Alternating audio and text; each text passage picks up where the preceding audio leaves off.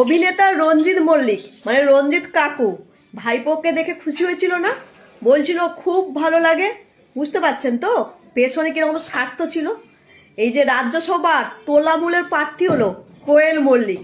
ভাবুন, সিনেমা জগতে বা রঞ্জিত মল্লিককে কত মানুষ সম্মান করে।